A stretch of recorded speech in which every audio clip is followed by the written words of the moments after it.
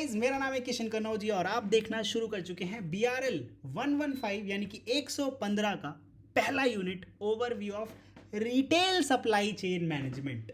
ये जो supply chain management है इसके बारे में हम अगर कभी कॉरपोरेट में जाने का मौका मिला, किसी प्रोडक्ट बेस्ड ऑर्गेनाइजेशन के अंदर अगर आप गए तो आपको सप्लाई चेन मैनेजमेंट से रिलेटेड बहुत सारी चीज़ें सीखने के लिए मिलेंगी। No matter what your role is, आप किसी भी रोल में हैं, सप्लाई चेन मैनेजमेंट आपसे अछूता नहीं रहेगा, अनटच्ड नहीं रहेगा, राइट? ओके, क्योंकि किसी भी प्रोडक्ट बेस्ड ऑर्गेनाइजेशन के अंदर जैसे कोई कंपनी कोई सामान बेचती है, फिजिकल प्रोडक्ट बेचती है, तो उसके लिए सबसे ज़्यादा इम्पॉर्टेंट होता है सप्लाई चेन को मैनेज करना। अब रिटेल के अंदर सप्लाई चेन मैनेजमेंट कैसा होता है उसकी एक झलक यानी कि ओवरव्यू लेते हैं इस पूरे यूनिट के अंदर। Okay, right? So retail industry is one of the most important industries in the world. Manufacturers को कंज्यूमर से जोड़ देती है, यानी कि जो सामान बना रहा है और जो सामान को इस्तेमाल करेगा, उन दोनों को जोड़ने के लिए जो एक इंडस्ट्री है दैट इज़ रिटेल। और ऐसा करने के लिए ये जो मैन्युफैक्चरर है, जो गुड्स मैन्युफैक्चर कर रहा है, राइट, इसके साथ ये जो लिंक क्रिएट हो रहा है, बीच में जो ये ब्रिज बन रहा है विद द कंज्यूमर, ये लिंक है सप्लाई चेन का। किसका है? सप्लाई चेन का। और इसी सप्लाई चेन को हमें क्या करना है? मैनेजमेंट। और ये किस प्रोसेस के थ्रू हो रहा है? रिटेल के थ्रू। ठीक है, हम जो बल्क में प्रोडक्ट बन रहे हैं उनको ब्रेक डाउन करके एंड यूज़र तक पहुंचाने का काम कर रहे हैं with the help of supply chain, जिसके अंदर बहुत सारे इंटरमीडियरीज यानी कि बिचौलिए आते हैं। ठीक है, राइट? चलिए, ये बात आई होप आपको बहुत इफेक्टिवली समझ में आ गई होगी। Now, retailers always use pressure to provide latest, trendy and wide variety of product to customers. अब प्रेशर का इस्तेमाल क्यों why they are always in under pressure? क्योंकि माल कस्टमर ने अभी मांगा है, अगर उसे कुछ दिनों तक और नहीं मिला तो वो सामान मांगेगा भी नहीं, क्योंकि हर एक प्रोडक्ट की अपनी एक लाइफ साइकिल होती है। अपना टाइम आएगा वाली टी शर्ट का क्रेज़ अब ख़त्म हो गया है। एक था टाइगर वाले का टी शर्ट का जो क्रेज़ है वो ख़त्म हो गया है। ठीक है, right? Are you getting me? जो मर्चेंडाइज आते थे अलग अलग यूट्यूब चैनल्स के थ्रू या सोशल मीडिया के थ्रू, वो भी अब जो है बहुत कम हो गए उनके भी क्रेज़। आप समझ रहे हैं? अगर किसी पर्टिकुलर टाइम पीरियड में किसी डिज़ाइन को भुनाया, यानी कि उससे पैसा नहीं कमाया गया, उसका लेवरेज नहीं उठाया गया, उसका फ़ायदा नहीं उठाया गया, तो वो अपॉर्चुनिटी चली जाती है। इसीलिए रिटेलर हमेशा प्रेशर में रहता है कि वो अपने कस्टमर्स यानी कि एंड यूज़र्स को लेटेस्ट, ट्रेंडी और वाइड वैरायटी के प्रोडक्ट्स कैसे पहुंचाए। Along with this, they also need to ensure quick and efficient delivery of products. Out stocking, out of stock, बहुत सारे इश्यूज़ हैं जो रिटेल बिजनेस की ग्रोथ को रोकते हैं। ऑर्गेनाइजेशंस को प्रोडक्ट मैनेज करने की ज़रूरत पड़ती है across the multiple channel. Inventory को अलाइन करना पड़ता है। अब ये इन्वेंट्री को अलाइन करने से क्या मतलब है? ध्यान दीजिए, आपका एक रिटेल स्टोर है। क्या है भाई? आपका एक रिटेल स्टोर है। इस रिटेल स्टोर का कोई तो तय एरिया होगा, डिफाइंड एरिया होगा। मान लेते हैं इस केस में मेरा एक बहुत छोटा सा रिटेल स्टोर है जिसका एरिया है 1000 स्क्वायर फीट। 1000 square feet. अब 1000 स्क्वायर फीट यानी कि 100 गज के आसपास की जगह है, और ये जो छोटी सी दुकान मेरी है, इस दुकान के अंदर लिमिटेड स्पेस है। कारपेट एरिया मैं मान लेता हूँ इसके अंदर जो सेल्स एरिया होगा,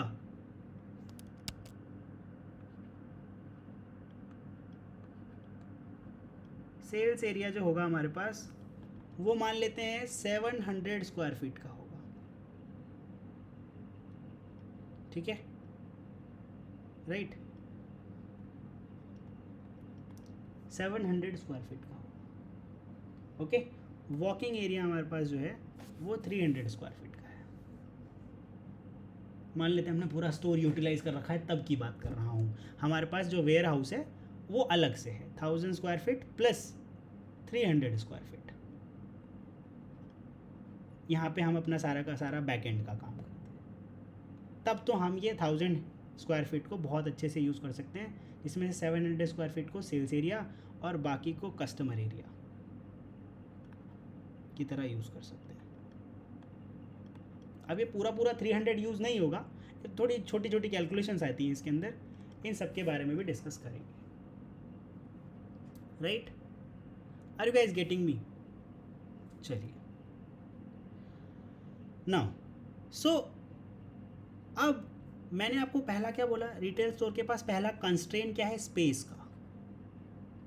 अब इस पर्टिकुलर स्पेस में अगर वो माल फुलफिल करके रख ले, उसका असॉर्टमेंट फुल है और इन्वेंट्री बढ़िया है, लेकिन कस्टमर नया माल मांग रहा है, डिमांड कैसी आ रही है, बिल्कुल न्यू, तो अब क्या करेगा कस्टमर? हाँ, अब क्या करेगा कस्टमर, ओ सॉरी रिटेलर क्या करेगा? तो पुरानी इन्वेंट्री में से जो स्लो मूविंग है या डेड स्टॉक्स हैं उनको हटा के उसका स्पेस यूटिलाइज करके नए स्टॉक को ऐड किया जाएगा। इसी को इन्वेंट्री अलाइनमेंट कहते हैं, क्योंकि जगह तो नहीं बननी जाएगी, पुराना माल एकदम से बिक तो जाएगा नहीं, तो कुछ तो जुगाड़ लगाना पड़ेगा जिससे इसके अंदर रखा हुआ एक लाखों रुपए करोड़ों रुपए का जो माल है, करोड़ों का टोटल में होगा, लाखों रुपए का जिसको हम हटाएंगे, उसको जब हटाएंगे तो उस माल की जगह नया माल, यानी कि उस मर्चेंडाइज की जगह नई मर्चेंडाइज हमारे पास आएगी। ठीक है, तो इसी को हम इन्वेंट्री अलाइनमेंट बोलेंगे। सो ऑर्गेनाइजेशंस को मल्टीपल चैनल्स के थ्रू इन्वेंट्री अलाइन करनी पड़ती है, प्रोडक्ट को मैनेज करना पड़ता है और सप्लायर और मैन्युफैक्चरर्स के साथ कोलैब करना पड़ता है, कोऑर्डिनेट करना पड़ता है। वो बोल रहे हैं कि सर 3 दिन बाद माल आएगा, तो अब आपको 3 दिन कैसे काम चलाना है ये आपको देखना है, और आपको इन 3 दिनों में कस्टमर्स को किस तरीके से रोटेट करना है या कैसे आप उनसे कम्युनिकेट करेंगे, that will be part of your retail strategy. They also need to integrate in store purchases and pickup with online orders. अगर कोई कस्टमर ऑनलाइन ऑर्डर करना चाहता है तो ओमनी चैनल आजकल कॉमन हो गया गाइस। अब मैं बोलना शुरू कर दूंगा इस साल से कि ओमनी चैनल कॉमन हो गया। पिछले साल तक मैं बोलता था कि कुछ स्टोर जो हैं वो ऑनलाइन होते हैं, ऑफलाइन होते हैं। आजकल अगर आप व्हाट्सएप से भी किसी स्टोर से ऑर्डर कर रहे हैं तो ये भी एक तरीके का ऑनलाइन ऑर्डर हुआ, क्योंकि आपको उसे डिलीवर करना पड़ेगा। Right, so pickup with online orders, इसकी भी सुविधा आपको कस्टमर्स को देनी पड़ेगी। इसीलिए अगर आपके पास इफेक्टिव सप्लाई चेन मैनेजमेंट नहीं होगा तो आपके लिए ये एक बहुत बड़ा पेन पॉइंट होगा। राइट, तो अभी हमने एक छोटा सा ओवरव्यू ले लिया रिटेल सप्लाई चेन मैनेजमेंट का। आइए बात करते हैं कॉन्सेप्ट क्या है सप्लाई चेन मैनेजमेंट का। सबसे पहले अगर before understanding the supply chain management हमें समझना है कि सप्लाई चेन है क्या। देखो, सप्लाई चेन का बेसिक मतलब क्या है, सिंपल सा फंडा ये है कि जो भी एप्रोप्रिएट प्रोडक्ट कस्टमर ने मंगाया है, कस्टों से जो मर रहा हो कस्टमर, अरे नहीं सर, जो कस्टमर है, जो आपको पैसा पे करे, कस्टमर मतलब भगवान, ठीक है, ओके चलिए। सो जो कस्टमर है उसके लिए जो एप्रोप्रिएट प्रोडक्ट है वो अगर सही जगह पर सही समय में मोस्ट एफिशिएंट मैनर में अगर पहुंच जाए तो कस्टमर सेटिस्फाई हो जाएगा और हमसे बार बार परचेज करेगा, कस्टमर पैटर्नेज बढ़ जाएगा, यानी कि फुटफॉल बढ़ जाएगा, सेल्स इंप्रूव होगी, प्रॉफिट इंप्रूव होगा और स्टोर की इमेज भी अच्छी होगी। मतलब मल्टीफोल्ड बेनिफिट है अगर सही समय पर सही माल सही कस्टमर को आप दे दें तो। ठीक है, सिंपल सी बात क्या है, सही सामान को सही जगह पहुंचाना है। ये 2 बातें याद रखो, सही सामान सही जगह, बाकी सारी चीज़ें इसी के इर्द गिर्द घूमती हैं। तो ये एक कंप्लीट सिस्टम है। It involves organisation, people, activities, information and resources, जिनको सप्लायर से कंज्यूमर तक कोई माल पहुंचाने के लिए इस्तेमाल किया जाता है। ठीक है, चलिए मान लेते हैं स्पार हाइपर मार्केट के अंदर एक कस्टमर जाता है और उसको शैम्पू की बोतल खरीदनी है, बोतल बॉटल गाइस, बॉटल, हिंदी में बोतल। नाउ सो सप्लाई चेन शुरू हो जाती है जैसे ही कस्टमर को उस शैम्पू की ज़रूरत होती है, डिमांड क्रिएट हो गई गाइस, ठीक है। Now so the next stage of this supply chain is the spar hyper market, जहाँ पे कस्टमर जो है, कस्टमर की नीड हो गई, अब कस्टमर विजिट करेगा कहाँ, Spar hypermarket. Spar stocks itself using inventory that may have been supplied by finished good warehouse managed by vendors. तो ऐसे वेयर हाउसेज जहाँ जिन्हें वेंडर मैनेज करते हैं उनसे माल मंगाया जाएगा। मान लेते हैं हिंदुस्तान यूनिलीवर से कोई शैम्पू आएगा, ठीक है, राइट। अब जो डव शैम्पू है, मान लेते हैं कस्टमर डव शैम्पू लगाने के लिए कह रहा है, तो डव को कौन बनाता है, हिंदुस्तान यूनिलीवर, ठीक है, right. HUL, Hindustan Unilever limited, इसका एक डिस्ट्रीब्यूटर है जो अपने पास स्टॉक रख रहा है और स्पार हाइपर मार्केट वहाँ से स्टॉक लगातार मंगाता रहता है। So the distributor in turn is stocked by manufacturer. अब ये जो HUL है, ये HUL का जो डिस्ट्रीब्यूटर है, ये HUL के मैन्युफैक्चरिंग प्लांट से रिसीव कर रहा है माल है। मतलब हिंदुस्तान यूनिलीवर का इस केस में तो देखो डिस्ट्रीब्यूटर और मैन्युफैक्चरर सेम है, लेकिन कई बार डिस्ट्रीब्यूटर और मैन्युफैक्चरर अलग अलग भी होते हैं, ठीक है, right. So manufacturing plant receives raw material from variety of suppliers. अब ये जो शैम्पू बना रहे हैं इसके अंदर बहुत सारे डेरिवेटिव्स होते हैं गाइस, जिससे मिलाकर शैम्पू बनाया जाता है। बेस होता है, खुशबू होती है, फिर उसके अंदर टेक्सचर के लिए, शाइन के लिए, फिर बॉटल अलग से आएगी, उसकी पैकेजिंग होगी, कार्टन्स में पैक होगा, वो कार्टन्स कहीं से आएंगे। ये सारे छोटे छोटे आइटम्स जो आप देख रहे हैं, इनसे मिलकर ही ओवरऑल फुल प्रोडक्ट बनेगा हमारा, ठीक है। जैसे हमें सोप शैम्पू में क्या चाहिए, लेदर यानी कि झाग चाहिए, झाग के लिए कोई बेस मिलाया जाएगा, बेस सब में सेम रहता है, सारे शैम्पू में बेस सेम रहता है। बेस का ओवरऑल क्वांटिटी होगी 90% के आसपास, 90% सारा शैम्पू सेम है। अब ये 10% के अंदर जो खेला है, यहीं पर गेम चेंज होता रहता है। कोई खुशबू के लिए कोई दूसरी चीज़ मिलाता है, कोई आपके डैंड्रफ को हटाने के लिए मिलाता है, कोई वो जो जू मारने के लिए होता है, लीसिस को किल करने के लिए, बहुत सारी दूसरी चीज़ें आती हैं, ठीक है। खुशबू वगैरह हो गया, उसका टेक्सचर हो गया, जैसे साइन करेगा शैम्पू, समझ गए, ये बहुत सारी चीज़ें, ठीक ना। फिर उसकी बॉटल, कैप, पैकेजिंग, ब्रांडिंग, ये सारी चीज़ें अलग अलग जगह से आएंगी। तो इन सबको भी जो HUL है इसको प्रोक्योर करना पड़ेगा उनके सप्लायर से, ठीक है, right. So who may themselves have been supplied by lower tier suppliers. For example packaging material जो प्लास्टिक बॉटल है किसी और सप्लायर से आएगा, रॉ मटेरियल बनाने के लिए कहीं और से आएगा। तो ये क्या हो गई, टिपिकल सप्लाई चेन हो गई, ठीक, क्लियर है, ये बात समझ में आ रही है। मान लेते एक कस्टमर ऑनलाइन कोई प्रोडक्ट ऑर्डर करता है, यही शैम्पू कस्टमर ने ऑनलाइन ऑर्डर कर दिया। मैं इसलिए ऑनलाइन ऑर्डर बोल रहा हूँ क्योंकि यहाँ पे लॉजिस्टिक्स लिखा हुआ है, तो रिटेलर और कंज्यूमर के बीच लॉजिस्टिक्स तभी आएगा जब ऑर्डर कैसे हुआ हो, ऑनलाइन आएगा। बाकी रिटेलर और कंज्यूमर के बीच से लॉजिस्टिक्स हटा दोगे तो फिर क्या होगा, लॉजिस्टिक्स का मतलब होता है सिंपली डिलीवर करना, बाकी और कोई फंक्शन नहीं होता। यहाँ से उठाया वहाँ दे दिया, खत्म बात, लॉजिस्टिक्स है, ठीक है। यहाँ से उठाया यहाँ दे दिया, बीच का जो फ्रेट लगेगा उसका यानी जो किराया लगेगा, किराया आने जाने का खर्चा, भाड़ा जो लगेगा, वो उसको जब दे देते हैं, सामान को एक जगह दूसरी जगह ले जाते हैं, इसको लॉजिस्टिक्स बोलते हैं। अब लॉजिस्टिक्स में भी माल एक जगह से दूसरी जगह जा रहा है और सप्लाई चेन में भी जा रहा है। सर क्या ये दोनों सेम है? नहीं बालक, ये बिल्कुल भी सेम नहीं है। लॉजिस्टिक्स में बस सामान को एक जगह से दूसरी जगह, पॉइंट ए से पॉइंट बी तक पहुंचाया जाता है, लेकिन किस फंक्शन के लिए पहुंचाया जा रहा है ये सिर्फ और सिर्फ सप्लाई चेन मैनेजमेंट में डिफाइन किया जाता है, लॉजिस्टिक्स में नहीं। इनको पता ही नहीं होता ये लोग क्या डिलीवर कर रहे हैं, बस यहाँ से माल उठाया वहाँ दे दिया, ठीक है, राइट। अब सप्लायर देखो, कंज्यूमर ने ऑनलाइन ऑर्डर किया, रिटेलर ने भेज दिया, रिटेलर मैन्युफैक्चरर को बोल रहा है कि भाई ऐसा करो, ये उल्टा हो गया गाइस, डिस्ट्रीब्यूटर से पहले क्या आएगा, माफ़ी चाहूँगा,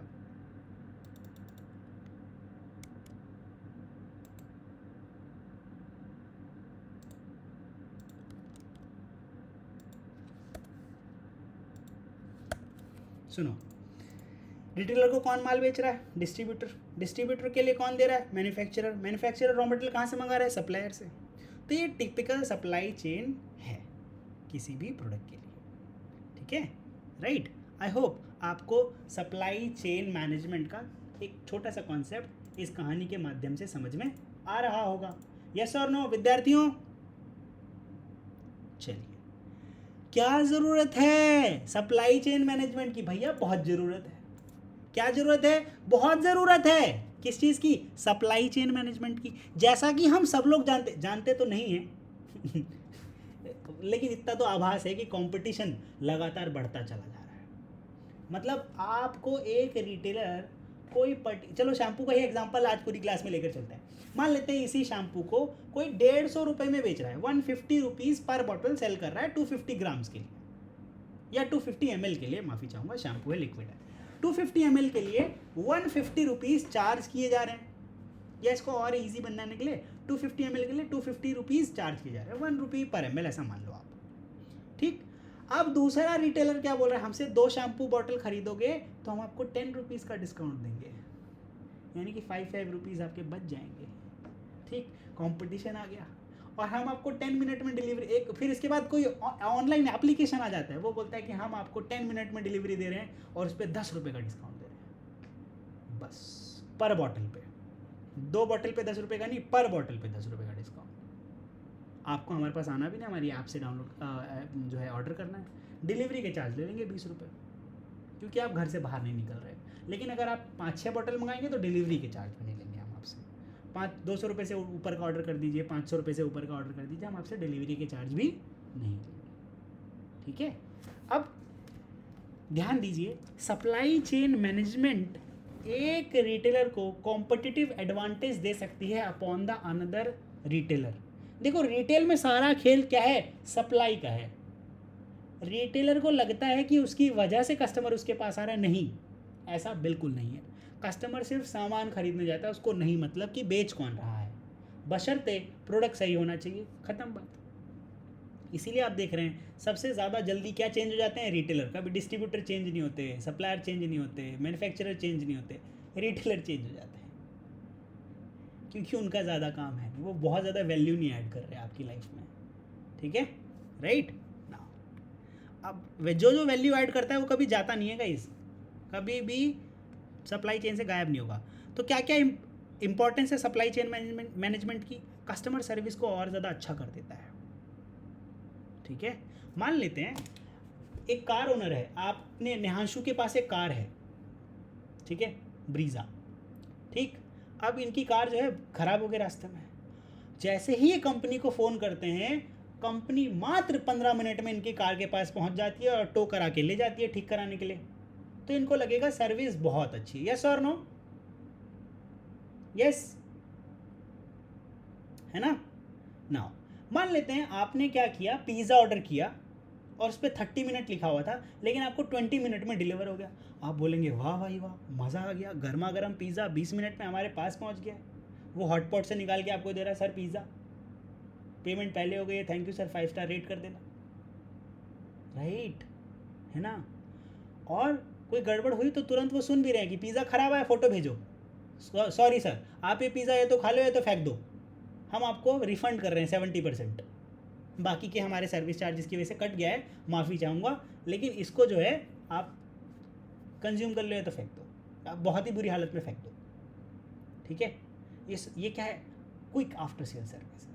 तो आज के समय में सप्लाई चेन मैनेजमेंट का रोल जो है, उसकी वजह से कस्टमर सर्विस इम्प्रूव हो गई है, ऑपरेटिंग कॉस्ट रिड्यूस हो गई है। जैसे ये जेप्टो, ब्लिंकिट वाले लोग क्या बहुत ज़्यादा इनकी ऑपरेटिंग कॉस्ट आती है क्या? Retailers want quick delivery of high value products so that they do not have to hold those costly products in store longer than needed. मान लेते हैं ये जो 10 मिनट डिलीवरी ऐप हमारे लिए नहीं होते, रिटेलर के लिए होते, तो रिटेलर का जीवन कितना आसान हो जाता।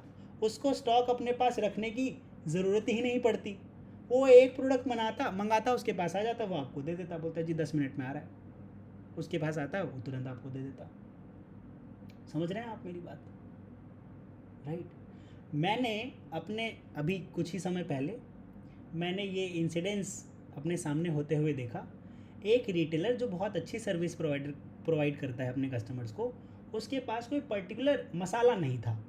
जो सब्जी मसाला होते हैं, बहुत डिफरेंट डिफरेंट मसालाज होते हैं गाइस, तो उसमें कुछ तो कोई तो मसाला था। He did not had that. उसने क्या किया, जोमेटो बोल रहा हूँ मैं, जेप्टो से ऑर्डर किया, अपने पास मंगाया, कस्टमर को बोला सर आप मैं 5 मिनट में ऊपर से लेकर आया। 10-15 मिनट में आया वो, और कस्टमर क्योंकि बगल गली में रहता है, उसको बोला कि सर आपके घर भेज दूंगा, मैं अभी अभी जाता हूँ अंदर तो लेकर आऊँगा। मेरे सामने आया वो, उसने पैसे दिए, लिया और उस कस्टमर को दे दिया। अब इस रिटेलर ने ऐसा किया क्यों? क्योंकि वो अपनी सर्विस ख़राब नहीं करना चाहता। समझ गए? राइट। कस्टमर को रिटर्न नहीं करना चाहता वो, भले ही बराबर पैसे का या कुछ 10-20 रुपये ज़्यादा लग गए होंगे, लेकिन उसका कस्टमर का नुकसान नहीं हुआ। ऑपरेटिंग कॉस्ट को रिड्यूस कर देता है बेसिकली। फाइनेंशियल पोजीशन आपकी ज़्यादा अच्छी कर देता है। अगर सप्लाई चेन आपकी फास्ट हो और क्विक हो तो आपको ज़्यादा समय मिलता है कस्टमर्स को केटर करने का, वेट टाइम अगर आपके पास कम हो तो। Societal role of supply chain management. देखो आजकल के समय में हम लोग खाना मंगा ले रहे हैं, मेडिसिन मंगा ले रहे हैं, पानी मंगा ले रहे हैं, पेट्रोल मंगा ले रहे हैं गाइस, और अगर हमारे पास इलेक्ट्रिक व्हीकल है तो हम उसको चार्ज करने के लिए चार्जर मंगा ले रहे हैं। ठीक, तो क्या ये सोसाइटल रोल नहीं है? राइट।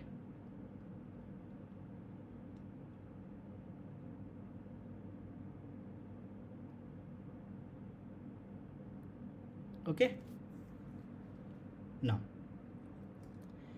ये आपकी स्टैंडर्ड ऑफ लिविंग को इम्प्रूव कर देता है। Communities with highly developed supply chain infrastructure जैसे कि रेल रोड नेटवर्क, इससे आपकी जो स्टैंडर्ड ऑफ लिविंग है इसको बहुत ज़्यादा फ़ायदा मिलता है। इंफ्रास्ट्रक्चर डेवलप होता है बेसिकली। ठीक है, right now. So service, quick exchange of goods and services between businesses and customer at low cost, इससे इकोनॉमिक ग्रोथ होती है किसी भी देश की। ठीक है, अभी जो नया फ्रेट कॉरिडोर रन करने की बात हो रही है इस वाली सरकार में, वो बहुत ज़्यादा अच्छी बात है गाइस, बहुत ज़्यादा अच्छी बात है। और जो सप्लाई चेन मैनेजमेंट ज़्यादा अच्छा हो पाएगा, लॉजिस्टिक्स को बहुत ज़्यादा फ़ायदा होगा इससे, और एंड यूज़र यानी कि मुझे और आपको बहुत ज़्यादा फ़ायदा होगा। कितने तरीके के सप्लाई चेन मैनेजमेंट होते हैं गाइस? पहला है कंटिन्यूस, 6 तरीके के होते हैं टोटल। कितने तरीके के होते हैं? 6 तरीके के। पहला मॉडल है कंटिन्यूस फ्लो मॉडल, ये मोस्ट कॉमन मॉडल है और standard supply chain management model है। This model suits those organisations which are mature and stable in their operations. These organizations manufacture standard goods that have stable demand in the market. So there is continuous flow of goods और कोई steadiness supply में हमेशा बनी रहती है। जैसे आटा, दाल, चावल, चीनी, इस पे कंटिन्यूस फ्लो रहता है। ठीक है, राइट। जैसे आप आजकल तो आपने FMCG ये भी बना दिया है, किसको? पेप्सी को, PNG को, बेवरेजेस, सोप, शैम्पू, डिटर्जेंट। सच बताइए, क्या इन सब को बनाने की ज़रूरत थी? कभी नहीं। बेबी डायपर्स ज़रूरत नहीं थी, बट हम अपने ईज़ के लिए थोड़ी सी ईज़ के लिए बहुत ज़्यादा पैसा पे कर रहे हैं, और ये कंटिन्यूस फ्लो मॉडल में FMCG प्रोडक्ट के अंदर फॉल करते हैं सारे प्रोडक्ट। फिर है fast model. This model suits to business which make product that are very popular amongst the customer but have shorter period of existence, जैसे कि मिल्क गाइस, मिल्क, अच्छा, एपरल, फुटवेयर, फैशन ब्रांड्स। ठीक ना। Efficient model, ऐसा model जहाँ पे बहुत ज़्यादा कंपटीशन है, मार्जिन बहुत कम है, तो इसमें बेसिकली हम क्या करते हैं, प्रोडक्शन फोरकास्ट पहले से करके रखते हैं। अगर ये नहीं रही तो नुकसान हो जाएगा। जैसे serial manufacturing brands, right, margin बहुत ज़्यादा टाइट होते हैं इसमें। ओके, फिर है agile model, right. Agile model, this model works best for those businesses which deal in speciality products having unexpected demand and require extra care in supply chain, right. This requires expertise in transforming goods from one point two another but much use of automation and technology, जिससे जो exceptional prices हैं वो हम charge कर सकते हैं luxury brand के लिए, जैसे कार्टियर, सोरोस्की, राइट। ओके, तो एजाइल मॉडल है बेसिकली। अनएक्सपेक्टेड डिमांड आती है, लोगों के पास अचानक से बहुत ज़्यादा पैसा आता है और ये जो है मार्केट में जैसी थोड़ी बहुत उथल पुथल होती है, लग्जरी लोग खरीदना शुरू कर देते हैं। ठीक है। Custom figured model continuous flow और अजाइल मॉडल का मिक्स है बेसिकली। ये ऑटोमोबाइल कंपनीज यूज़ करती हैं, क्योंकि जनरल ऑटोमोबाइल्स से मेरा मतलब है जनरल ऑटोमोबाइल्स की, मैं वो वाली कंपनी की बात नहीं कर रहा हूँ, मैं जनरली जो ऑटोमोबाइल कंपनीज हैं उनकी बात कर रहा हूँ। ठीक है, जो आम नागरिक खरीदते हैं। ठीक, तो customize product as per customer demands, customization के नाम पे वो क्या हेडलाइट वगैरह टेल लाइट वगैरह लगा देते हैं, थोड़े बहुत चेंजेस कर देते हैं और कस्टमर्स को डिलीवर कर देते हैं। Next is flexible model. This model works best with the companies that face high demand during peak season and low demand during lean season. Due to high fluctuation in demand, these companies need to quickly adjust their supply chain. जैसे कि air conditioner, sun protection product, woollen clothing, तो इनको adjust करना होता है। Adjustment का मतलब क्या है कि मार्कडाउन करने पड़ते हैं अपने प्रोडक्ट के अंदर। आप देखेंगे कि अगले महीने जुलाई के बाद अगर आप ख़रीदने जाएंगे एयर कंडीशनर्स तो आपको बहुत कम दाम पर मिलेंगे। ठीक है, अगस्त में ख़रीदिए आप, मैं तो कहता हूँ सितंबर में ख़रीदिए आप, तो आपको लोएस्ट पॉसिबल प्राइस जो है किसी एयर कंडीशनर का, वो आपको वहाँ पर देखने के लिए मिलेगा। ठीक है, right. These are flexible models. Okay, so there are 6 type of supply chain management जिसमें हमने सबकी बात करी। What are the elements of supply chain management? Right, so there are lot of elements, mainly comprises of planning, sourcing, inventory, production, information, storage and warehousing, transportation and return of goods. So total there are 8 different elements of supply chain management. पहला है planning. अगर मुझे किसी भी product को supply करना है किसी तक, पॉइंट ए से पॉइंट बी तक, तो मुझे क्या करना होगा? प्लान करना होगा। ठीक है, अब ये करना क्यों होगा? कैसे जाना है, कितना जाना है, कब जाना है? ठीक है, so using the companies historical data is the best way to forecast demand. अगर मैं पहले से ही ज़्यादा बना लूँगा, प्रोड्यूस हम लोग ज़्यादा कर लेंगे, और अगर डिमांड कम रही तो मुझे बहुत ज़्यादा लॉस हो जाएगा। अगर मार्जिन्स बहुत कम है तो इन दैट केस हमें हमेशा प्लान करना है कि फोरकास्टिंग क्या होगी। भविष्यवाणी कर लेते हैं पिछले डेटा के बिहाफ पे कि पहले 3-4 साल इतना बिका है तो इस साल इतना बिकेगा। ठीक है, हर साल 5 लाख रुपए की सेल होती है, तो इस साल भी लगभग 5 लाख रुपए के आसपास की होगी। जो भी फ्लक्चुएशंस होंगे, जो भी डेविएशंस होंगे 50,000 रुपये के, 20,000 रुपये के, वो देख लिए जाएंगे कम या ज़्यादा के। ठीक, नेक्स्ट इज़ सोर्सिंग। तो एक बार प्लानिंग आपकी पूरी हो गई तो अब आप क्या करेंगे? प्लानिंग के बिहाफ पे कि कितना माल आपको पहुंचाना है, उसके बिहाफ पे आप रॉ मटेरियल को सोर्स करेंगे। Are you guys getting it? क्या करेंगे आप? रॉ मटेरियल सोर्स करेंगे, राइट। अब ये रॉ मटेरियल को सोर्स करने के लिए आपको वेंडर्स आइडेंटिफाई करने होंगे। क्या करने होंगे? वेंडर्स आइडेंटिफाई करने होंगे। बेस्ट वेंडर कौन सा है जो आपकी टर्म्स पर आपको प्रोडक्ट दे दे, ठीक है, और लॉन्ग टर्म आपके साथ चले, जिसका फाइनेंशियल बैकग्राउंड अच्छा हो, हिस्टोरिकल डेटा जिसके पास अच्छा हो, ऐसे सप्लायर्स को चूज़ हम जल्दी करते हैं। Next is inventory. Another important element of supply chain management is inventory.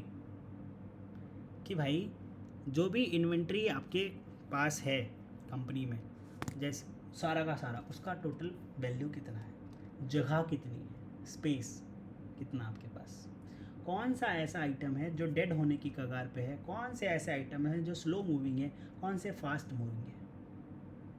Okay, the longer the inventory stage in the warehouse the closer it gets to expiry. That's why it is important to maintain optimum level of inventory. Next is production. आपने क्या किया? Inventory देख ली, इसके behalf पे अब आपको production, अगला जो एलिमेंट है सप्लाई चेन मैनेजमेंट का, दैट इज प्रोडक्शन।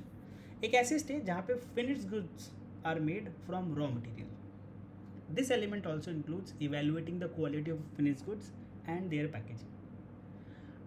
जैसा भी बिजनेस होगा, उसका नेचर, उसका स्केल, उसके बिहाफ पे अलग अलग जगहों पे प्रोडक्शन को किया जा सकता है, ठीक है।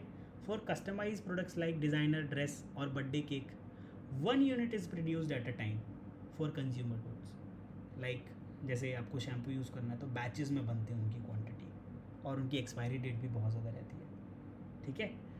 फिर जानकारी, सप्लाई चेन मैनेजमेंट में मल्टीपल स्टेक होल्डर्स होते हैं, ठीक है, राइट। ऐसे बहुत सारे लोग जो आप तक माल पहुंचाएंगे, तो सारे के सारे लोग के पास सही जानकारी और सही फ्लो में आनी चाहिए। With proper flow of information work can be done quickly and accurately. तो क्योंकि ये कंटिन्यूस प्रोसेस है तो फ्लो अनइंटरप्टेड होना चाहिए। इसीलिए अगर कस्टमर ने कोई जानकारी कोई इन्फॉर्मेशन दी है कि हमें इस पर्टिकुलर प्रोडक्ट की डिमांड है, कस्टमर्स की डिमांड बार बार आ रही, तो वो जानकारी सप्लायर तक पहुंचनी चाहिए, ठीक है, राइट। तो ये तभी होगा जब सप्लाई चेन अच्छे से काम करेगी। फिर है ट्रांसपोर्टेशन, एक माल को पॉइंट ए से पॉइंट बी तक पहुंचाना। The essence of supply chain lies in the movement of goods from raw material to the end customer. So, and for movement, transportation is must. That's why transportation is most important element in supply chain. अलग अलग steps पर supply chain में आपको देखने के लिए मिलेगा कि एक स्टेप से दूसरे स्टेप के लिए ट्रांसपोर्टेशन का यूज़ किया जा रहा है, और करना ही पड़ेगा, वरना इसके बिना काम चलेगा नहीं। To distributors, retailer and finally customers, cost of transportation, timely delivery, prioritising shipments कुछ इंपॉर्टेंट एस्पेक्ट हैं ट्रांसपोर्टेशन के। स्टोरेज एंड वेयर हाउसिंग, एक बार माल आपके पास आ गया तो अब आपको स्टोर करना है, वेयर हाउस करना है। कौन सा प्रोडक्ट आपको वेयर हाउस में रखना है और कौन सा स्टोर फ्रंट पे रखना है। फिर ऐसे बहुत सारे प्रोडक्ट जो डेड स्टॉक की तरफ जा रहे हैं, जिनका एक्सपायरी डेट नियर आ रहा है, उनको आपको क्या करना है, रिटर्न करना है, ठीक है, right.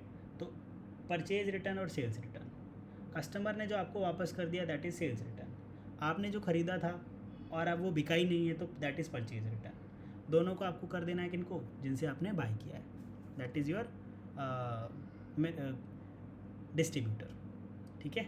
So these are elements of supply chain management and I hope कि आपको यूनिट नंबर 1 इफेक्टिवली समझ में आया होगा। Will continue from the integrated logistics management in the very next session. Till then take care of yourself, you guys are really awesome. मिलते हैं अगली class में, तब तक के लिए टाटा बाय बाय।